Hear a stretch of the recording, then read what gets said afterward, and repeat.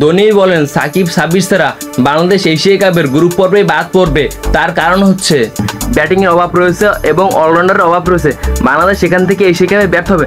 বাংলাদেশ এই মুহূর্তে ভালো ছন্দে আছে টি-20 ফরম্যাটে। তারা টানা 3টে সিরিজ দিচ্ছে, পাকিস্তান, শ্রীলঙ্কা আরও বড় বড় টিমের সাথে সিরিজ দিচ্ছে।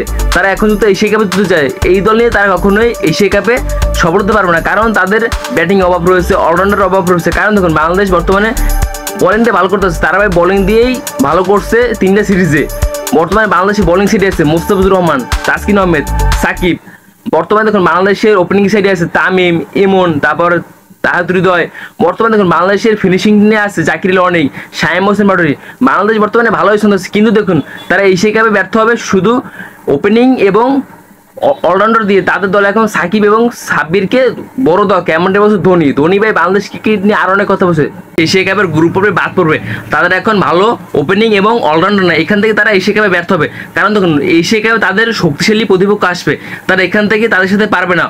অলরাউন্ডার যদি থাকে তাহলে তারা 3টে ফিটনেস পাবে, বোলিং, ব্যাটিং, ফিল্ডিং। এই 3টে ফিটনেসের জন্য বাংলাদেশ হারবে, এশিয়া কাপে গিয়ে গ্রুপ পড়বে। বাংলাদেশে দেখুন এশিয়া কাপে প্রতিপক্ষ হচ্ছে শ্রীলঙ্কা, আফগানিস্তান, হংকং।